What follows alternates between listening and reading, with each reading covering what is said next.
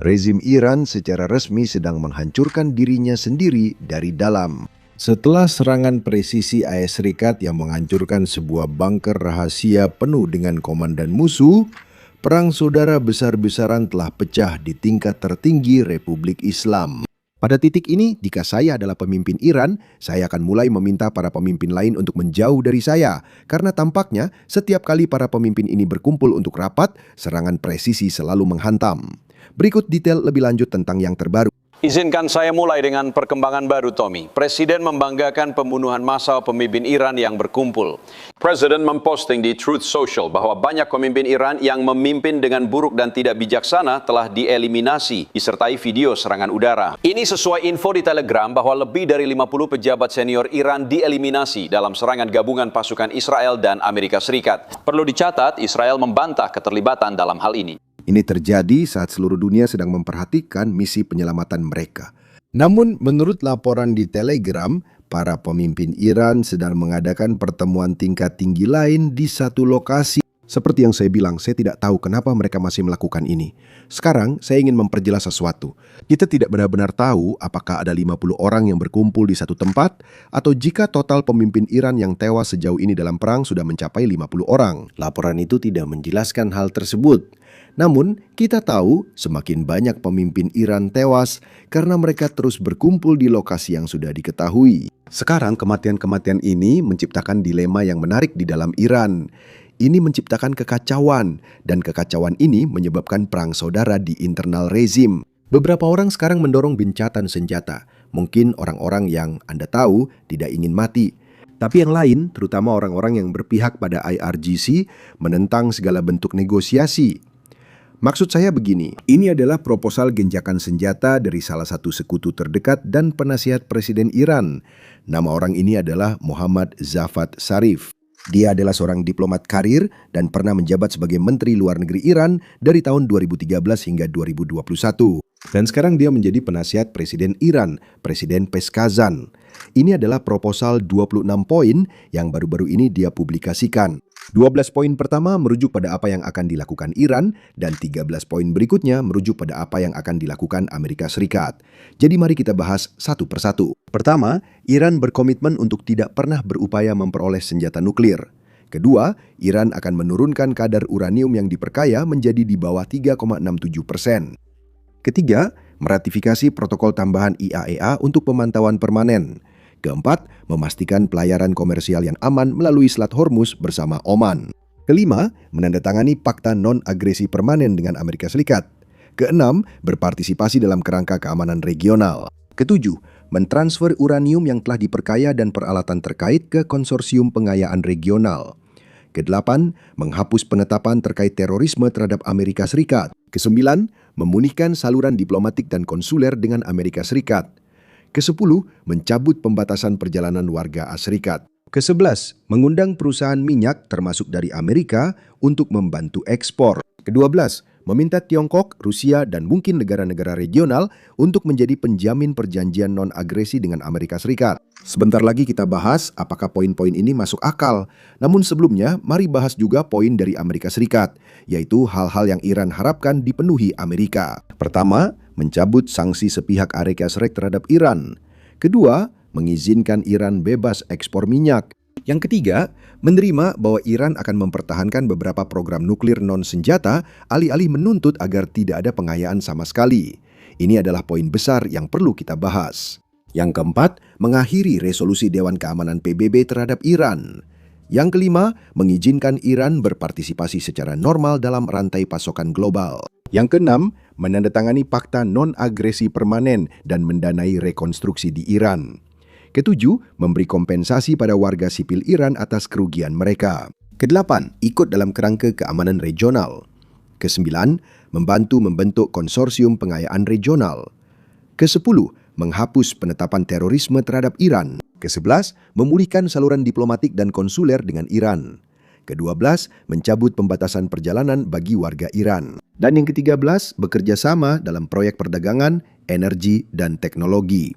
Nah, yang menarik di sini adalah bahwa ini bukanlah rencana terburuk yang ada. Artinya, ini bukanlah tuntutan maksimalis yang diajukan oleh pejabat Iran di media sosial. Tapi yang juga penting untuk disorot di sini adalah bahwa ini juga bukan tuntutan maksimalis yang menurut Iran diminta oleh pihak Amerika Serikat. Tawaran ini bisa dibilang di tengah, bukan awal yang buruk. Namun, poin yang bisa menimbulkan masalah adalah program pengayaan. Iran menegaskan tidak akan menghentikannya, sementara Amerika Serikat tetap bersikeras agar Iran menghentikan program pengayaan itu. Jika mereka ingin tetap punya program energi nuklir, mereka bisa beli uranium dari negara lain, seperti yang sudah dilakukan banyak negara lain. Itu pasti jadi isu besar dalam negosiasi, seperti saat Amerika Serikat dan Iran dulu bernegosiasi. Sekarang, poin lain yang tidak dibahas dalam proposal ini adalah program rudal balistik Iran. Itu adalah sesuatu yang ingin dibatasi oleh Amerika Serikat. Jadi tidak perlu dihapus, cukup dibatasi untuk rudal balistik Iran demi pertahanan diri. Dan poin terakhir adalah, tentu saja, pendanaan Iran terhadap kelompok proksi di wilayah tersebut seperti Hamas, Hizbullah, dan Houthi. Proposal ini sama sekali tidak membahas hal itu, dan ini adalah sesuatu yang dilihat oleh pihak Amerika Serikat atau setidaknya pemerintahan Trump sebagai salah satu kelemahan dari kesepakatan Obama, JCPOA, yang kita lihat pada tahun 2015. Kesepakatan itu membahas program nuklir Iran yang bermasalah, namun masih lebih baik daripada tidak ada. Kesepakatan itu tidak membahas program rudal balistik Iran atau pendanaannya terhadap kelompok lain. Jadi Presiden Trump keluar dari kesepakatan itu saat masa jabatan pertamanya. Sekarang, hal lain yang juga sedikit disinggung dalam proposal ini, tapi tidak dijelaskan secara rinci adalah Selat Hormuz, yang tentu saja Iran mengatakan bahwa mereka sekarang akan mulai memungut biaya untuk setiap kapal yang ingin melewatinya. Namun pada kenyataannya, hal itu tidak akan pernah terjadi. Karena coba pikirkan, dunia seperti apa yang akan kita hadapi jika itu benar-benar terjadi? Ini mirip 200 tahun lalu saat negara memungut biaya hanya karena ada selat di perbatasan mereka. Jika Iran mulai, negara lain pun akan ingin melakukan hal serupa. Apakah itu berarti Spanyol bisa memungut biaya di selat mereka? Inggris dan Denmark juga bisa memungut biaya di selat mereka, termasuk selat Denmark. Tentu saja, tak ada negara yang ingin melakukan atau membiarkan negara lain melakukan hal itu. Jadi itulah mengapa cukup masuk akal untuk mengharapkan bahwa Iran tidak akan bisa memungut biaya setelah perang. Tapi yang bisa dilakukan Iran dengan mengajukan proposal ini pada dasarnya adalah mendapatkan konsesi lain sebagai imbalan dengan mengatakan, "Hey, kami tidak akan melakukan apapun di Selat Hormuz." Poin lain yang ingin saya sampaikan, bersamaan dengan proposal ini, Menteri Luar Negeri atau mantan Menteri Luar Negeri menerbitkan artikel opini di Foreign Affairs. Dalam artikel opini tersebut, dia berpendapat bahwa Iran sebenarnya tidak benar-benar kalah dalam perang ini. Alasannya, ingin Iran bernegosiasi gencatan senjata atau damai adalah agar perang tidak makin memanas, karena itu hanya akan menambah kerusakan infrastruktur dan korban sipil di Iran. Itulah alasan dia mengajukan usulan ini dan berharap kedua pihak menanggapinya serius. Sekarang, meskipun orang ini sangat berpengaruh di dalam Iran dan tentu saja merupakan penasihat dekat Presiden Iran saat ini, tampaknya usulan ini tidak akan kemana-mana. Dan itu karena IRGC sangat menentangnya. Dan mereka secara terbuka menyuarakan penolakan terhadap usulan yang diajukan oleh mantan Menteri Luar Negeri tersebut. Saat saya bilang menolak, maksud saya secara diplomatis. Karena mereka lebih dari sekedar bicara. Mereka terang-terangan menyerukan kematian orang ini. Silakan dengarkan, tapi sebelum itu, saya ingatkan sebentar untuk menekan tombol like dan subscribe di bawah ini. Channel kami sedang mengalami semacam shadow ban yang kami sendiri tidak tahu pasti apa yang terjadi. Tapi dukungan Anda pasti akan membantu kami mengatasi masalah apapun yang sedang kami hadapi. Semoga saja begitu. Kami tidak tahu pasti cara kerja algoritma YouTube seperti kotak hitam. Tapi setiap dukungan dari kalian sangat membantu. Berikut cuplikannya. Tuan Zarif, Anda diberi waktu 3 hari untuk mengakui kesalahan.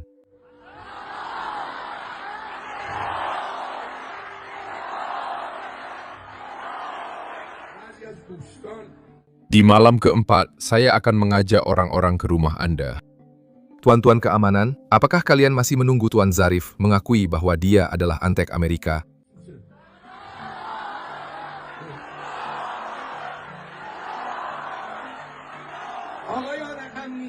Kami mengawasi semua faksi politik. Sebagian dari mereka bahkan tidak terluka dalam perang ini. Mulai sekarang, rakyat di jalananlah yang akan menentukan nasib para pengkhianat.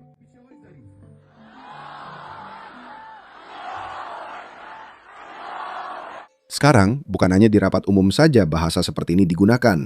TV pemerintah Iran sendiri mulai secara terbuka menolak proposal perdamaian ini dalam program-program mereka. Itu berarti orang ini jelas punya pengaruh di dalam Iran. Tapi sepertinya IRGC sama sekali tidak ingin bernegosiasi saat ini. Tapi terlepas dari apa yang diinginkan IRGC, sepertinya kita tahu bahwa negosiasi masih berlangsung. Presiden Trump mengkonfirmasi minggu lalu bahwa Steve Witkoff dan Jared Kushner sedang bernegosiasi dengan Iran. Dan negosiasi ini terus mengalami kemajuan. Bahkan sempat terlihat bahwa pertemuan tatap muka akan segera terjadi. Namun Iran meminta waktu lebih banyak, lalu Amerika Serikat merespons dengan menargetkan jembatan B1.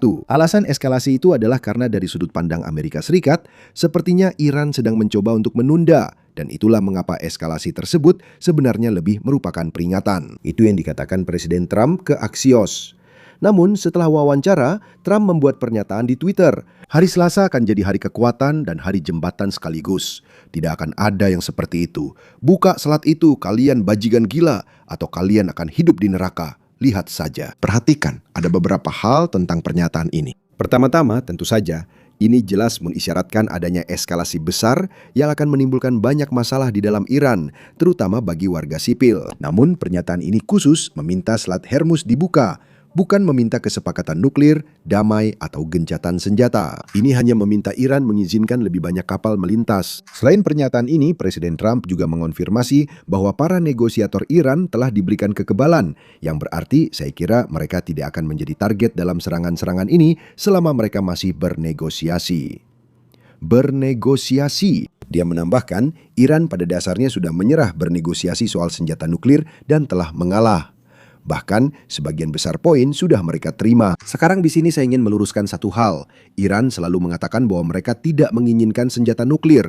Masalahnya, yang mereka lakukan diam-diam adalah memperkaya uranium hingga 70% untuk senjata nuklir dan membangun perisai rudal balistik besar. Sebelum perang, Iran sudah merencanakan membangun banyak rudal agar tak ada negara yang berani menyerang. Kemudian mereka akan mengejar senjata nuklir, melanjutkan pengayaan uranium 70% itu sampai menjadi bom. Artinya, meskipun Iran mengatakan mereka tidak menginginkan senjata nuklir, itu sebenarnya tidak berarti apa-apa, karena itu adalah sesuatu yang sudah mereka katakan selama ini. Namun demikian, karena kita sedang membicarakan apa yang terjadi di balik layar, Presiden Trump baru saja mengungkapkan sesuatu yang menarik tentang protes yang terjadi di Iran pada bulan Januari. Ingat ketika jutaan warga Iran turun ke jalan menuntut pergantian rezim, dan kemudian rezim membunuh sekitar 10.000 hingga 45.000 orang hanya untuk mempertahankan kekuasaannya? Nah, coba tebak. Tampaknya IS berusaha membantu para pengunjuk rasa dengan mengirimkan senjata. Tapi sayangnya, senjata-senjata itu tidak pernah sampai. Dengarkan apa yang terjadi. Sekarang, Presiden juga memberikan rincian baru tentang apa yang terjadi awal tahun ini ketika rezim Iran turun ke jalan dan membantai, menurut Presiden yang berbicara kepada saya, 45.000 warga sipil di negara mereka sendiri. Setelah itu, Presiden Trump mengatakan pada saya bahwa Amerika Serikat mengirim senjata ke pengunjuk rasa Iran. Dia mengatakan kepada saya bahwa kami mengirim banyak senjata kepada mereka. Kami mengirimkannya kepada orang-orang Kurdi. Dan Presiden mengatakan, dia pikir orang-orang Kurdi menyimpannya. Dia melanjutkan dengan mengatakan bahwa kami mengirim senjata kepada para pengunjuk rasa. Banyak sekali. Jadi ada beberapa berita utama di sini dari percakapan saya dengan Presiden Trump. Semua ini terjadi lebih dari sebulan setelah operasi Epic Fury dimulai. Dan setelah operasi sukses Amerika Serikat semalam untuk menyelamatkan anggota militer Amerika Serikat yang terdampar di wilayah Iran, Presiden sendiri yang memerintahkan operasi itu setelah CIA datang pada Sabtu pagi dan memastikan bahwa mereka telah menemukan lokasi kru F-15 yang ditembak jatuh pada hari Jumat. Sekali lagi, Presiden membuat keputusan untuk mengirim ratusan pasukan khusus Amerika jauh ke dalam wilayah Iran dan berhasil mengevakuasi anggota militer Amerika tersebut. Sekarang kembali ke Selat Hormuz. Seperti yang kalian tahu, ini sedang menjadi krisis global. Dan negara-negara kini lebih bersedia untuk turun tangan membantu membuka selat tersebut. Ukraina baru saja menawarkan kerjasama dengan Amerika Serikat untuk membuka Selat Hormuz. Mereka juga telah menghadapi drone Shahed dan drone FPV selama lebih dari 4 tahun. Tidak ada yang memiliki tingkat intersepsi lebih baik di dunia daripada pasukan Ukraina. Jadi bantuan mereka benar-benar sangat penting. Dengarkan apa yang baru saja dikatakan oleh Presiden Ukraina. Untuk saat ini, saya belum melihat kemungkinan bagaimana cara membuka blokirnya oleh satu negara atau negara lain. Menurut saya, hanya langkah bersama yang bisa dilakukan.